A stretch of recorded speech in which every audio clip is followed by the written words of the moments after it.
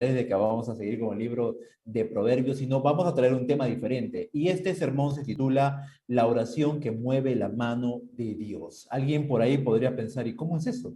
Bueno, vamos a ver en una oración modelo, porque hay muchas oraciones en las Escrituras de muchos santos, santos de la antigüedad, hijos de Dios, que han levantado oraciones y plegarias innumerables, pero vamos a leer, a poder estudiar una en específica. Vamos a hacer una corta reflexión sobre la oración de Jesús estando ya en el huerto de Getsemaní. No sin antes, vamos a dar por sentado algunas premisas que el Señor nos enseña acerca de la oración. Así que primero sitúe su dedo en Mateo capítulo 26 y mientras tanto vamos a ir viendo algunos pasajes antes de estudiar este pasaje de Mateo 26. Comienzo con una frase célebre de uno de los reformadores, Martín Lutero, una frase muy conocida, tal vez la ha escuchado, tal vez no la ha escuchado, pero si no la ha escuchado, se la digo ahora.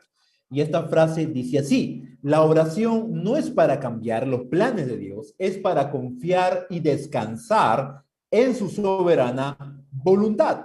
Así que, en algún sentido, la oración no sirve para poder torcer el brazo de Dios, sino todo lo contrario, es para poder descansar en la soberanía de Dios. Esto pareciera un poco contraproducente e incoherente con el título que le hemos puesto al sermón. No, no se preocupe, vamos a poder encontrarle el sentido a esta frase cuando terminemos el sermón. Pero quiero dejarle una premisa importante en su mente mientras vamos estudiando este pasaje, y es lo que ha dicho Martín Lutero.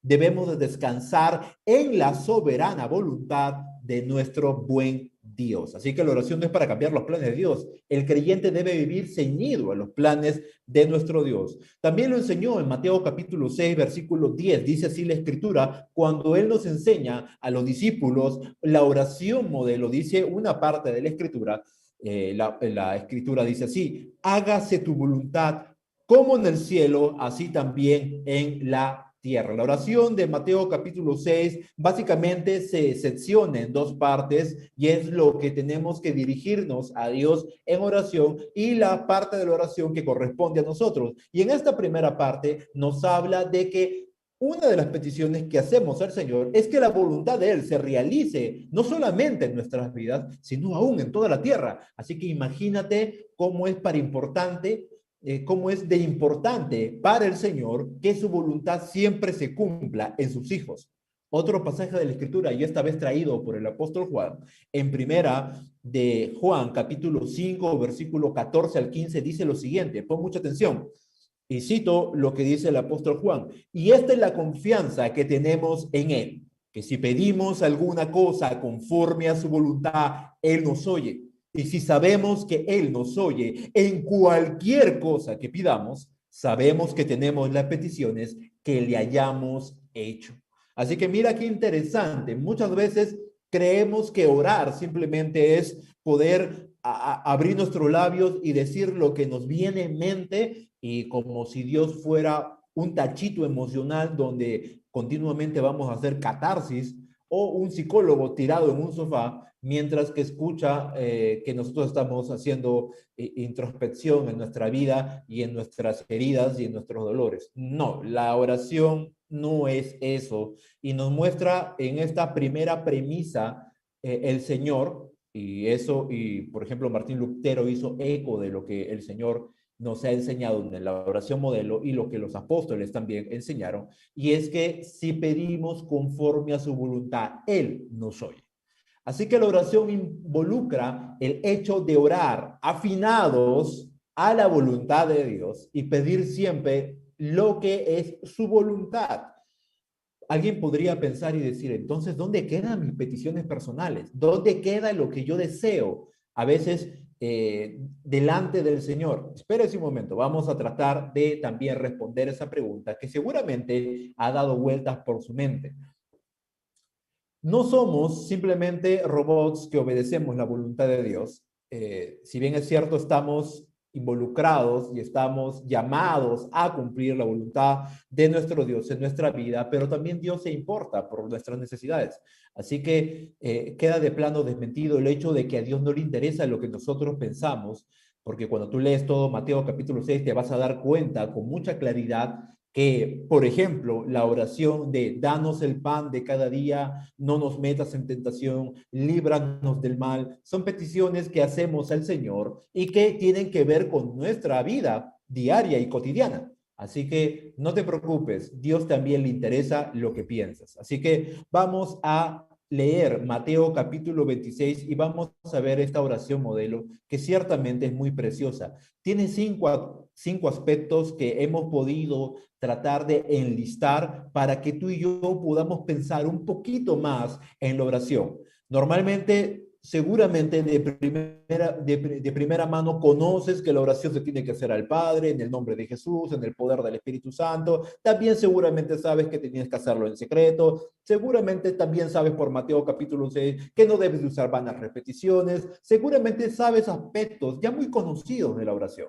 Pero en esta oración vamos a encontrar algunas cosas importantes que tal vez sepas o no, pero que te van a servir mucho en tu vida diaria de oración. Así que vamos allá, a Mateo capítulo 26. Abrimos nuestras escrituras y el primer libro que encontramos en el Nuevo Testamento es el Evangelio de Mateo. Así que vamos a dirigirnos al capítulo 26, exactamente en el versículo 36 en adelante. Así que la escritura dice lo siguiente, léelo conmigo y con mucha atención. Dice así, entonces llegó Jesús con ellos a un lugar que se llama Getsemaní y dijo a sus discípulos, sentaos aquí entre tanto que voy allí y oro. Y tomando a Pedro y a los dos hijos de Zebedeo, comenzó a entristecerse y a angustiarse en gran manera. Entonces Jesús les dijo, mi alma está muy triste hasta la muerte. Quedaos aquí y velad conmigo. Yendo un poco adelante, se postró sobre su rostro, orando y diciendo, Padre mío, si es posible, pasa de mí esta copa, pero no sea como yo quiero, sino tú. Vino luego a sus discípulos y los halló durmiendo y dijo a Pedro, ¿así que no habéis podido velar conmigo una hora? Velad y orad para que no entréis en tentación. El espíritu de la verdad está dispuesto, pero la carne es débil. Otra vez fue y oró por segunda vez diciendo, Padre mío, si no puede pasar de mí esta copa sin que yo la beba, hágase tu voluntad. Vino otra vez y los halló durmiendo porque los ojos de ellos estaban cargados de sueño. Y dejándolos se fue de nuevo y oró por tercera vez, diciendo las mismas palabras. Entonces vino a sus discípulos y les dijo, dormid ya y descansad. He aquí, ha llegado la hora, y el Hijo del Hombre es entregado en mano de pecadores. Levantaos, vamos, ved, se acerca el que me entrega. Así que vemos aquí que Jesús ya está yendo hacia Jerusalén, a puerta de ser crucificado, y él pasa por una crisis. Jesús en su humanidad, recordemos y dejamos muy sentado esto porque vamos a hablar muchas cosas que tienen que ver con la parte humana de Jesús, así que en algún momento, si no entiendes que Jesús tiene dos naturalezas en su ser, vas a pensar que estamos minimizando su deidad y no es nada de eso, sino que Jesús en su naturaleza humana había en cierto aspecto velado, prohibido o retenido su divinidad para no hacer uso de su divinidad y de sus privilegios divinos, sino que estaba en su humanidad. Y en su humanidad él estaba completamente atormentado, turbado, temeroso en cierta medida y angustiado por lo que venía. La escritura no dice con claridad si en la humanidad de Jesús los temores eran eh, eh, producidos por los horrores de la cruz, porque a nadie le gustaría ser clavado de manos y de pies, colgado de muchos metros de altura, colgado de un madero áspero, después de haber sido latigueado innumerables veces. Así que no creo que sea algo muy agradable para cualquier ser humano. Así que podría haber sido una de las cosas que fomentaban en su humanidad que él tuviera cierta angustia. Pero también podemos pensar en el hecho de que el Padre en ese preciso momento tuvo que voltear su rostro hacia de él por el hecho de que él cargaba con todos los pecados de los hombres en aquel momento. Así que la, La razón por la cual él estaba turbado, angustiado, podían haber sido entre esas dos opciones que se barajaban. Pero una de las cosas que aprendemos con respecto a la oración es el primer enunciado que vamos a enlistar. Y es el siguiente. Las circunstancias no trastornan a Dios y no deben impedir nuestra diligencia en la oración. Repito, las circunstancias no trastornan a Dios y no deben de impedir nuestra diligencia en la oración. Esto cabe resaltar de que tú y yo debemos de orar, sea o no sea apropiado, sea que no nos encontremos disponibles emocionalmente, físicamente, qué sé yo. Si no te encuentras disponible para orar, si no te sientes arrojado hacia la oración, si no sientes deleite en ese momento para orar, es el momento en que más tienes que orar. Así que lo vemos aquí en el versículo 36 al versículo 38. Vemos que Jesús ya está llegando al huerto de Getsemaní. El huerto de Getsemaní, esta palabra Getsemaní significa prensa de olivos. Básicamente era un lugar donde las aceitunas eran prensadas para extraer el aceite de oliva de estas aceitunas y prefiguraba lo que iba a suceder con Jesús, que él también sería molido y aplastado por nuestros pecados, por la prensa, la mano del Padre que aplastaría a Jesús por causa de nuestros pecados. Así que es interesante ver cómo Jesús en este momento, aunque él estaba siendo presionado por la voluntad del Padre en el huerto de Getsemaní, al igual que los olivos eran presionados para extraer el aceite extra virgen de estas aceitunas. Asimismo, también el Hijo de Dios sería presionado para extraer el mejor aroma, el mejor sacrificio en olor fragante para su propio Padre.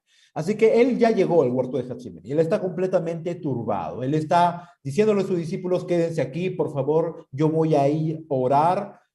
Tomó a su círculo íntimo, a los hijos de Zebedeo, Juan y Jacobo, a Pedro también, y le dice, estoy muy angustiado, estoy Lucas dice, está en agonía, ¿sí? Que hay un dolor muy profundo que está rasgando su alma. Ni siquiera él había llegado a la cruz y ya los sufrimientos, los horrores y los tormentos de la cruz ya se estaban haciendo evidentes en la angustia psicológica que estaba sufriendo Jesús por causa de la presión que sentiría al estar colgado de aquella cruz y tener que resistir toda la ira de Dios sobre su propia vida. Así que en ese momento él estaba completamente angustiado. Le dice a los discípulos que se queden allí. Él dice está muy triste y les pide que se queden allí. Y no solamente que se queden, sino que ellos oren también con él y por él. No le dice quedaos aquí y velad conmigo. Así que lo que estamos viendo aquí en la vida de Jesús es que a pesar de que las circunstancias no eran favorables para el Hijo de Dios, él no quedaba eximido de la responsabilidad y el deber sagrado de la oración. Así que él estaba siendo diligente aún en los momentos en que no eran para cualquier ser humano muy apropiados para orar. No se sentía cómodo. No es como cuando tú te levantas y tienes una buena mañana y dices, voy a orar a mi Señor como parte de mi rutina y te pones a orar. Él estaba en una profunda angustia.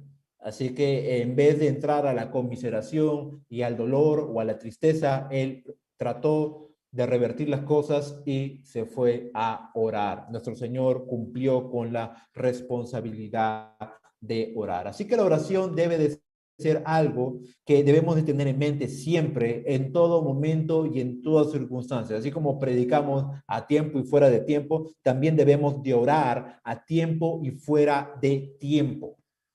¿Por qué? Porque las circunstancias, aunque nos opriman, no trastornan a Dios, no lo transforman, no lo sacan de cuadro, no lo sacan de contexto al Señor. Charles Spurgeon decía lo siguiente, la oración debe ser la llave del día y el cerrojo de la noche. Así que lo que quiere decir Spurgeon en esta expresión es que debemos de abrir nuestro día con oración y terminarlo con oración. Es un deber, es un privilegio que se nos da, pero también es un deber que debemos de aplicar continuamente. Y Jesús no se hizo de la vista gorda, a pesar de que él sabía la voluntad de Dios, de su Padre, sabía que tenía que sí o sí ir a la cruz del Calvario,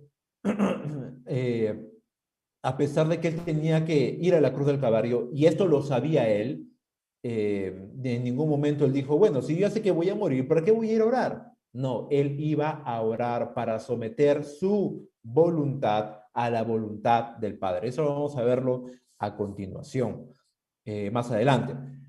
El punto 2 de lo que entendemos. Ya hemos entendido en esta primer enunciado que la oración debe ser diligente, debe ser comprometida, no importa las circunstancias. Eso no debe de impedir de que tú y yo oremos. Puedes estar pasando dificultades en tu vida. Ciertamente puedes estar pasando escasez económica, alguna dificultad de salud.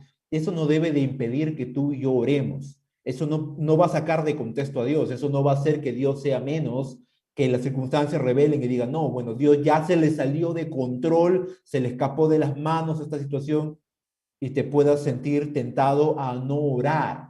No, tienes que orar. Jesús estaba viviendo un momento desgarrador en su vida y sin embargo fue a orar, con mucho más ahínco que seguramente en otras ocasiones en que el Señor oraba. Así que vemos que Él está orando. La segunda cosa que vamos a ver de la oración es todo sentimiento, emoción o anhelo debe ser llevado a descansar sobre la bendita soberanía de Dios cuando oremos. Así que tenemos que pensar en no ser tan emocionalistas y entender que cuando hay problemas, cuando hay dificultades, cuando hay sentimientos encontrados, cuando hay problemas emocionales, cuando hay deseos que quisiera alcanzar, no dejar que estos deseos nos nublen la visión y nos alejemos del Señor, no dejar que las emociones encontradas nos desanimen de orar, no dejar que los sentimientos que podamos estar experimentando nos descarrilen del riel de la oración. Lo que tenemos que hacer es más bien llevar todas estas cosas, así como Pablo decía, llevemos todo pensamiento cautivo a la palabra de Dios, lleva toda cosa de tu corazón a descansar en la bendita soberanía de Dios, porque al fin y al cabo, querido hermano, lo que Él quiere que suceda va a suceder. Así que sea que te turbe la enfermedad de un familiar, sea que te turbe una enfermedad propia, sea que te turbe alguna angustia económica, sea que te turbe los recibos y las cuentas, sea que te turbe algo en específico que solamente tú lo sabes, tienes que llevar eso y ese sentimiento y todo eso que está en tu corazón, toda esa madeja adelante entreverada de tu corazón, llevarlo a los pies del Señor en oración. Mira lo que dice el versículo 39. Yendo un poco delante, se postró sobre su rostro orando y diciendo, Padre mío, si es posible, pasa de mí esta copa, pero no sea como yo quiero, sino como tú. Así que la oración, o mejor dicho, la dependencia es imprescindible en la vida de oración. ¿Y qué es esto de depender? Es no ser independientes del Señor, no trabajar, no vivir fuera de Él, como que no necesitáramos de Él, como que pudiéramos prescindir de Dios en cualquier momento en que pensemos, sino vivir adicionados a Dios. Siempre estar atentos a su voluntad y caminando en sus propósitos. La dependencia a Dios no solamente es importante en la vida de oración, sino en toda la vida cristiana, en todo lo que hacemos. Esperar, saber orar, saber persistir en la oración, saber esperar también la respuesta de parte de Dios en la oración. Así que eso implica ser dependientes. Y cuando somos dependientes del Señor, entendiendo que Él es la vid, nosotros somos los pámpanos, vivimos siendo vivificados continuamente. Vivimos siendo vivificados continuamente. El Señor comienza a alimentar nuestra fe, comienza a robustecer nuestro espíritu, comenzamos a levantarnos, comenzamos a ser usados por Dios cuando comenzamos a depender. Tal vez no todo el tiempo puedas hacerlo, tal vez no todo el tiempo seas tan fiel al Señor dependiente, pero mientras puedas y mientras dependa de ti, tienes que ser un hombre o una mujer que dependa de la voluntad del Señor. Jesús no tenía un plan aparte del que tenía el Padre.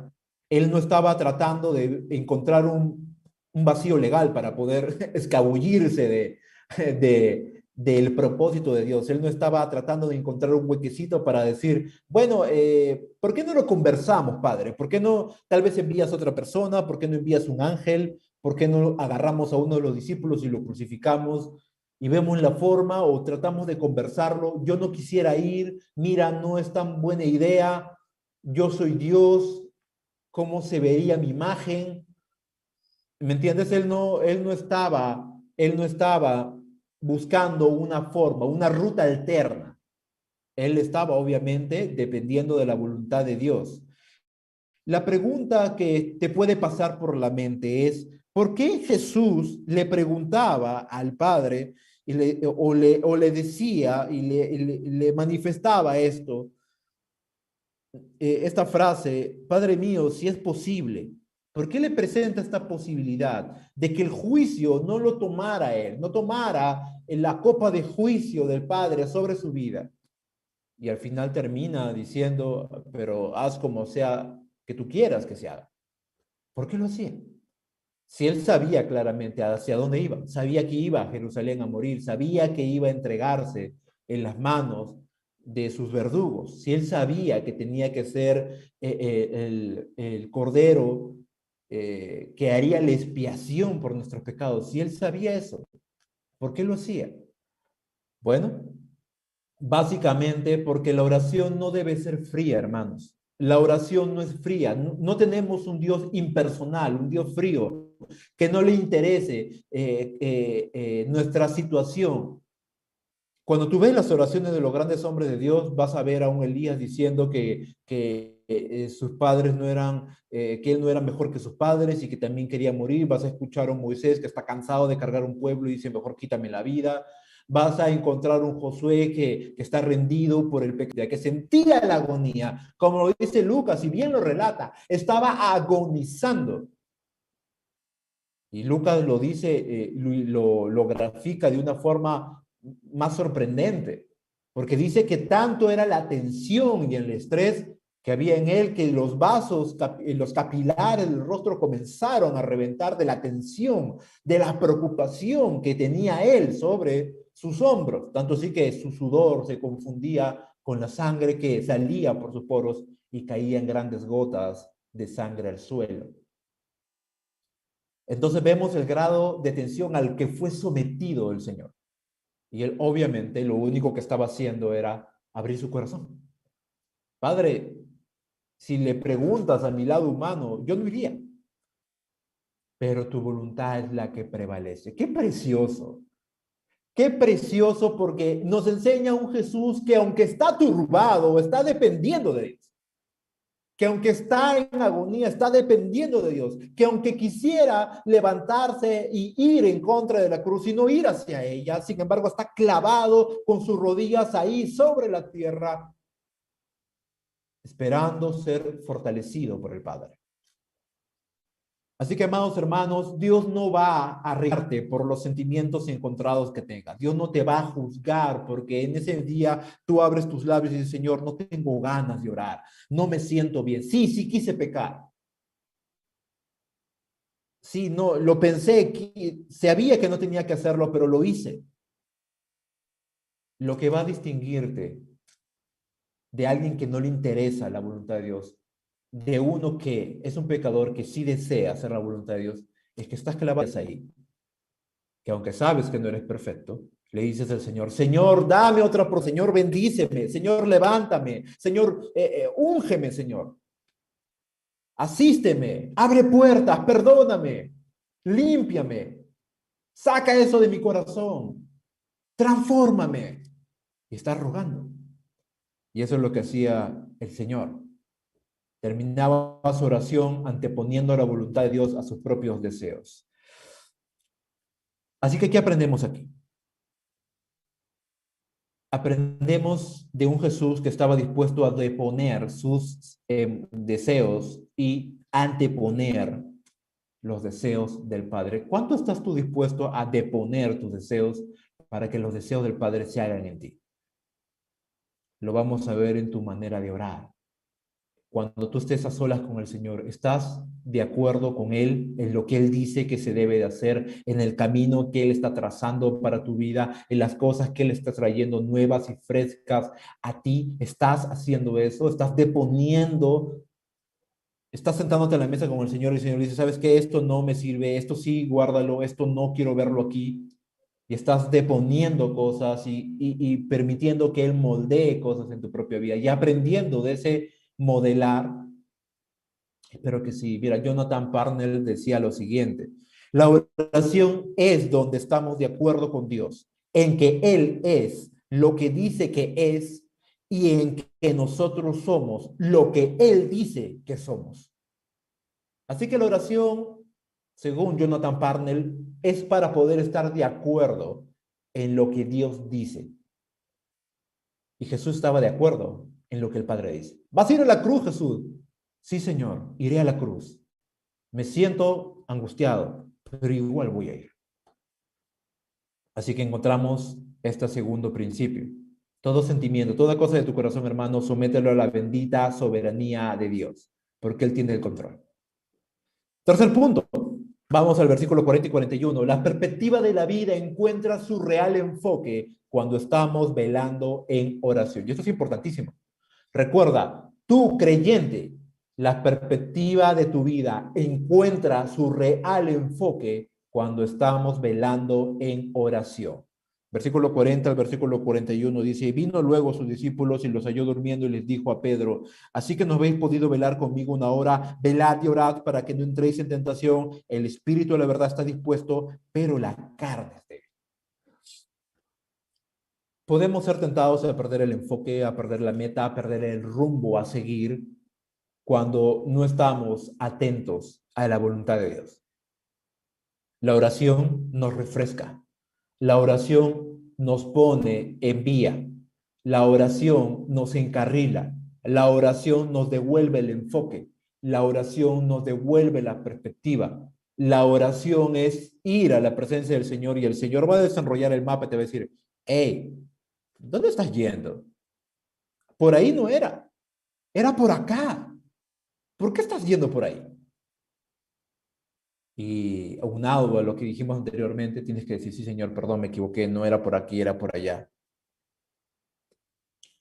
La oración te va a devolver la perspectiva. Y Jesús sabía eso claramente. Mira, tú ponte a pensar un poco en la humanidad de Jesús. ¿Por qué crees que Jesús tenía que orar? Él era Dios, la segunda persona de la Trinidad. Él tenía todas las prerrogativas divinas. Él era santísimo, todopoderoso, omnisciente, omnipresente. ¿Necesitaba orar? ¿Tú crees que realmente en su divinidad él necesitaba orar? No, pero en su humanidad sí. ¿Había la posibilidad de que Jesús desistiera de la cruz? No. ¿Por qué? Porque su divinidad controlaba su humanidad.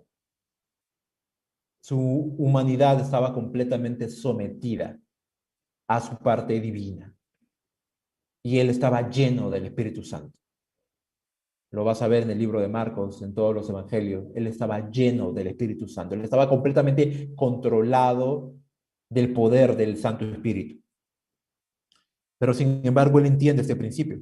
Él entiende que la oración o la ausencia de ella no puede dar perspectiva o no puede quitar la perspectiva, dependiendo en qué lado te estés.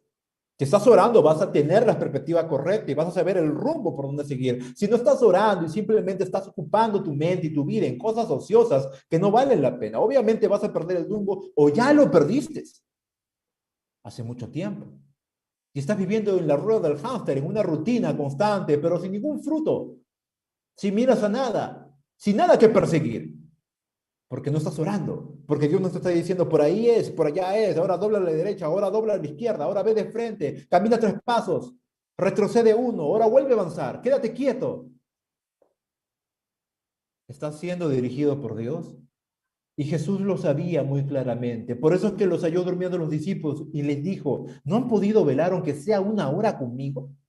Tienen que orar, tienen que velar. ¿Saben por qué razón? Porque el espíritu está dispuesto, pero la carne va a prevalecer sobre su espíritu y ella está viciosa. Ella está acostumbrada a los deleites, está arrojada a la maldad. Es débil. Es débil para las cosas espirituales. No tiene poder en sí misma para eso.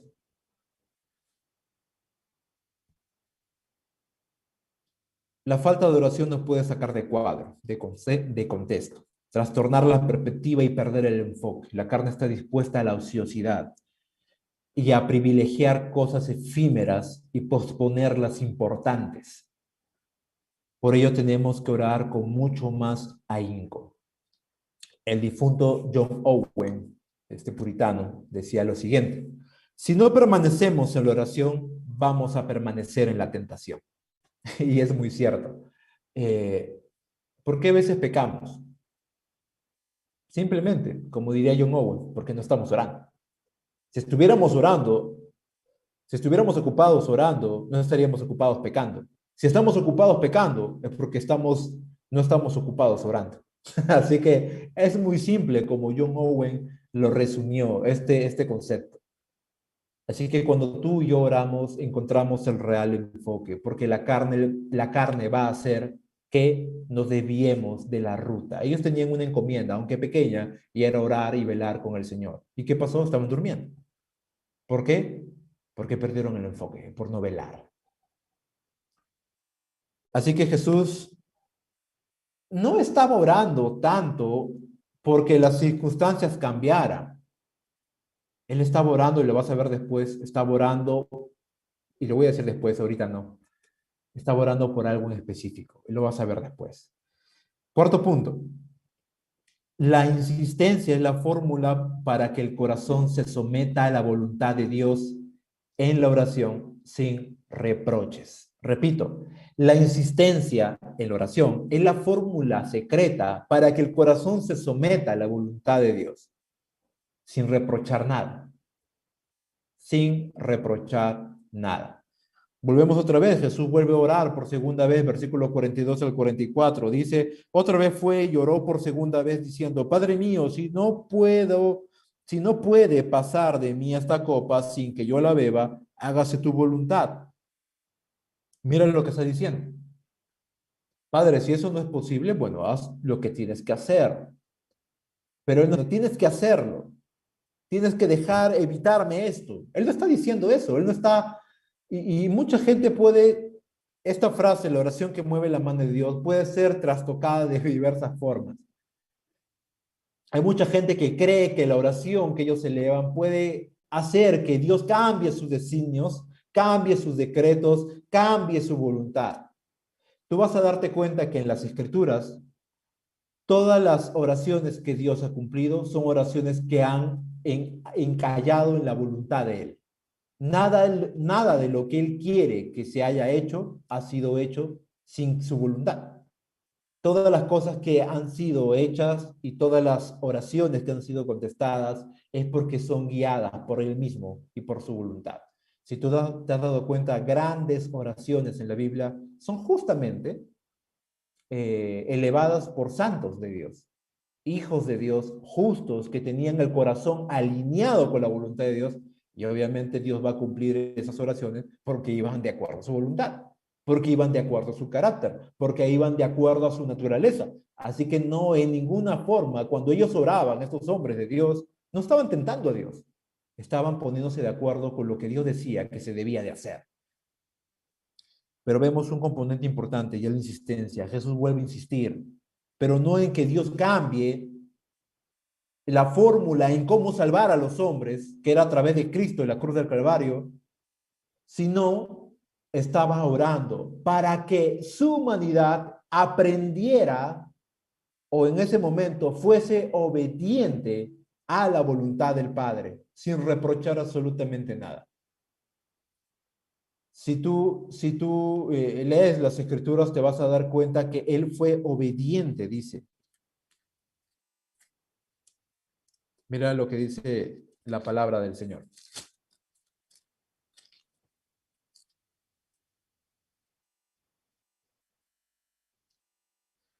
Filipenses 2:8 dice, y estando en la condición de hombre, se humilló a sí mismo, haciéndose obediente hasta la muerte y muerte de cruz. El autor de Hebreo dice que él aprendió la obediencia. Imagínate, o sea, no todo lo que le vemos a Dios, simplemente Dios lo va a cumplir porque lloremos o gritemos o pataleemos, sino las oraciones que están de acuerdo a la voluntad de Él. Cuando aprendemos a deponer nuestros deseos para que los deseos de Él justamente se hagan. Vemos que Él vuelve a orar, versículo 42, segunda vez, dice, Padre mío, si no puede pasar de mí esta copa sin que yo la beba, hágase tu voluntad. Vino otra vez y los halló durmiendo porque los ojos de ellos estaban cargados de sueño, y dejándolos se fue de nuevo y oró por tercera vez diciendo las mismas palabras. Diciendo las mismas palabras. Tres veces Tres veces, porque Mateo es el único evangelista que narra estas tres ocasiones en que él ora. Lucas no lo hace. Lucas va en otros detalles, ya más básicamente en la agonía de él, no tanto en la insistencia de su oración, pero el evangelista Mateo sí lo hace. Y Jesús deja muy en claro tres veces en que él tenía angustia y estaba sufriendo una agonía por los horrores de la cruz que más tarde le esperaba. Pero sin embargo, tres veces también exaltó al Señor con estas sublimes palabras: hágase tu voluntad. En esas tres palabras, Jesús estaba diciendo: Señor, depón mis deseos. No importa en este momento lo que yo desee. Con humildad y mansedumbre del corazón soportaré lo que tenga que soportar para que tu voluntad se cumpla en mi vida. Hermanos, muchas veces estamos a puertas de la victoria y nos retiramos de la oración. Muchas veces no conseguimos las cosas por falta de insistencia. Y si tú ves aquí, te vas a dar cuenta que Dios cumplió lo que Él deseaba en su corazón. Lo que Él deseaba en su corazón. ¿Sabes por qué poder? Y está implícito, ¿sabes por qué? Porque Él sabía que tenía que ir a la cruz. Solamente estaba expresando lo que Él sentía. Es como, por ejemplo, tú estás orando. Tú sabes que tienes que ser santo. Yo sé que tengo que ser santo. Pero me arrodillo a Dios y digo: Señor, estoy tentado. Señor, me siento desanimado. Señor, no quiero orar, pero estoy arrodillado orando. Estoy expresando lo que hay en mi corazón. No significa con eso que yo quiero hacerlo, que yo no quiero orar. No significa que yo quiero tirarme en la inmundicia. No significa que yo quiero perderme en el mundo. Significa que quiero ser escuchado por mi Padre. Y le digo: Señor, estoy cansado. Señor, estoy agotado. Señor, me siento tentado. Señor, siento que esto ya no da para más. Siento que esta situación está a punto de explotar. Señor, siento miedo. Y puedo expresar palabras como esas a sabiendas de que le estoy orando al gigante, al reino del universo, al creador de toda la vida. ¿Por qué razón? Porque estoy abriendo mi corazón. Jesús estaba abriendo su corazón. Él sabía lo que tenía que hacer. Sin embargo, abría su corazón y decía: Señor, si te es posible, pasa de mí esta copa. Es lo que yo quisiera realmente. Pero más que eso, prima el deseo de hacer tu voluntad. Prima el deseo de hacer tu voluntad. Y lo que él estaba deseando era la fortaleza necesaria en su humanidad para recibir la voluntad de Dios, no como un peso muerto, sino como una voluntad fuerte en su corazón. Bastaron 3 veces de oración intensa para levantarse de sus rodillas con la fuerza para recibir lo que venía.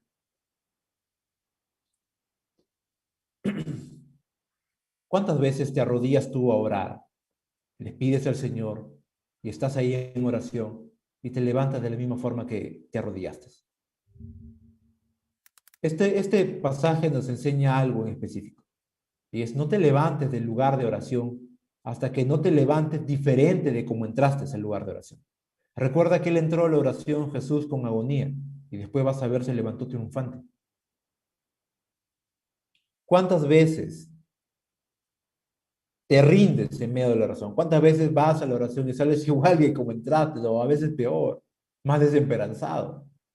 Yo tenía una profesora, eh, se llama Evelyn Stone, todavía nuestra hermana sigue sirviéndole al Señor y espero que Dios le dé largos años para servir. Yo recuerdo que en una de las clases en seminario me decía: Leo, nunca salgas de delante del trono de la misericordia hasta que no hayas encontrado el oportuno socorro.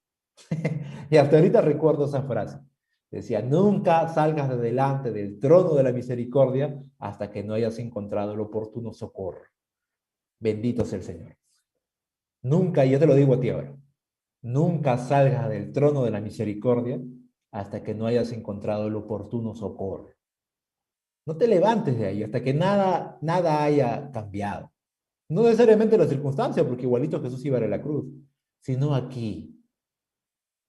Jesús solamente le bastó esas 3 veces, que repitió esas 3 frases. Obviamente la oración duró mucho más tiempo y seguramente dijo más cosas, pero Mateo redacta esas 3 cosas que dijo y no volvió a repetir más esa oración. Su corazón, como entró en agonía, salió con la fuerza necesaria para recibir todo lo que venía. Quinto y último punto. El valor es infundado y la victoria recibida cuando nos levantamos de la oración, habiendo abrazado su voluntad y no la nuestra. Así que aquí encontramos otro pasaje importante. Versículo 45, versículo 46. Un principio importante es este. Y justo hemos adelantado un poquito lo que hemos dicho. Dios va a darte valor y te va a dar victoria, aunque las circunstancias externas no cambien, pero tú te vas a levantar con nuevos bríos. Mira lo que pasa con Jesús ahora. Versículo 45 al versículo 46. Entonces vino Jesús a sus discípulos, entonces vino, obviamente Jesús, a sus discípulos y les dijo, dormid ya y descansad. He aquí la hora ha llegado y el Hijo del Hombre es entregado en manos de pecadores. Levantaos, vamos, ved, se acerca el que me entrega. No se levantó al decir, ya, agarren sus chivas y vámonos corriendo porque ya viene el que me entrega y yo no pienso quedarme patitas para que te quiere. Comenzó a correr. No dijo eso. Dijo, ya, dejen de hacer el esfuerzo inútil de querer orar cuando están muriéndose de sueño. Así que levántense, sacúdense. Ya estoy bien. Ya estoy en mis 5 sentidos. Ya estoy repuesto. Tal vez, y quiero imaginar, ya no dice la palabra de Dios eso, pero Pedro tal vez le dirían, le agarra de la muñeca a Jesús y le dice, pero ya no vas a ir a la cruz. Y Jesús le diría tal vez, estoy imaginando, ojo, no, igual voy a ir a la cruz, Pedro. Y Pedro le diría, ¿y por qué estás tan tranquilo? Y Jesús le respondería, porque ya Dios me dio paz. Ya sé cuál es la voluntad del Señor. O sea, la sé, pero ya no solamente la sé, sino que ya está en mi corazón, yo ya me vi lo que va a suceder y estoy tranquilo, porque el poder de Dios me ha dado tranquilidad. Ni siquiera había llegado a la cruz, pero él ya estaba saliendo del huerto de Getsemaní victorioso. Él entró como una, no sé, viene a mi mente esto, como una aceituna para ser prensada y salió como el mejor aceite de olivo. Salió del huerto de Getsemaní ya dispuesto para ser usado. Y eso es lo que muchas veces no entendemos de la oración. Es un proceso en el cual tú puedes entrar en pedazos y sales pegado. Las cosas no han cambiado a tu alrededor tal vez, pero tienes el poder y la victoria ya en tu corazón, porque el Señor va a hacer lo que Él tiene que hacer. ¿Puedes tú orar así en que el Señor puede cumplir su voluntad en tu vida y puedes aceptarla de buena gana? ¿Puedes tener ese grado de madurez en tu vida, de entender que la oración que mueve la mano de Dios es la oración que tú haces conforme a su voluntad, es los propósitos de Él en tu vida y no los suyos, no es lo que tú pides, no son mis antojos, no son tus antojos, no son mis deseos, no son tus deseos, es lo que Él quiere hacer en tu vida. Y tú dices, sí, Señor, amén. Aunque me cueste, aunque me duela, aunque tenga miedo, yo haré justamente lo que tú estás diciendo que yo haga. Puedes llegar a esa madurez en tu vida espiritual, en tu vida de oración. ¿Podrías estirarte de esa manera? Yo te reto a que hagas eso. Yo te reto a que puedas entender lo que está diciendo este pasaje. Jesús fue fortalecido. Lucas capítulo 22, versículo 43 dice, y se le apareció un ángel del cielo para fortalecerle. No le dijo, ya Jesús, no te preocupes, vamos a enviar a Pedro que a él lo crucifique. No, le dijo, no sé qué puede haberle dicho el ángel, pero simplemente le fortaleció. Seguramente le habría dicho, tranquilo. No sé, tal vez un tranquilo era suficiente para que él estuviera y tuviera fuerzas para cargar eso que iba a pasar más adelante. Eh, J.C. Riley dice lo siguiente, me gusta esta frase, te la voy a leer. Dice, dime cuáles son las oraciones de un hombre y te diré cuál es el estado de su alma. La oración es el pulso espiritual. Mira, qué interesante. La oración es el pulso espiritual. Dime cuántas veces un hombre ora y te diré cómo es la condición de su alma. Jesús, a pesar de que iba a la muerte, él estaba más vivo que nunca. ¿Sabes por qué? Porque aunque él olía ya a crucifixión, su aroma interno era de una persona que había vencido y efectivamente venció. Se levantó de la cruz, como dice la escritura, suelto de dolores, salió de la tumba libre, la muerte no lo pudo retener, fue victorioso. Lo que él necesitaba era ser fortalecido para pasar ese episodio de la mano de su Padre. Así que la oración, amado hermano, que mueve la mano de Dios, realmente es una oración diligente, que tú tienes que hacerla sí o sí, aunque las circunstancias sean adversas. Es una oración que lleva todos tus deseos, anhelos y emociones a la soberanía de Dios para que Él haga lo que Él tiene que hacer con eso que tú estás pasando. Tercer punto, es una oración que está enfocada, o sea, te estás ocupando en orar, no estás ocupándote en hacer una otra cosa, en ver el Facebook, el Instagram, el WhatsApp, no, estás ocupado en orar. Es una oración que es una oración que es insistente porque Jesús insistía en su oración y no se levantó del trono de la gracia hasta que no estuvo completamente socorrido por el Padre y envió un ángel y lo fortaleció. Y número 5, finalmente la oración nos va a dar el valor y la victoria sobre lo que estamos pidiendo. Pero lo que prima aquí es, ¿estás dispuesto a hacer la voluntad de Dios? Te lo dejo de tarea. Señor, te damos gracias por este tiempo maravilloso en tu presencia. Gracias porque tu palabra ha sido sumamente clara en nuestras vidas, Señor, y muy maravillosa. Queremos, Señor, tener esas oraciones profundas, esos tiempos de oración profunda, Señor, donde estamos arrodillados delante de ti, el cuarto cerrado, las puertas con seguro. Estamos en el aposento seguro muy de mañana, muy de noche, donde ya los hijos no hacen bulla y están durmiendo, donde tal vez el esposo o la esposa no está demandando algo. Está solo, donde en vez de mirar el techo y pensar cómo resolvemos las situaciones, estamos de rodillas, seguramente muy cansados por el día a día, seguramente con un nudo en la garganta, seguramente con temor de lo que pueda pasar más adelante, seguramente mirando la billetera y tristes, angustiados y pensando, ¿qué puedo hacer? ¿Qué puedo hacer? Porque vemos que el dinero falta,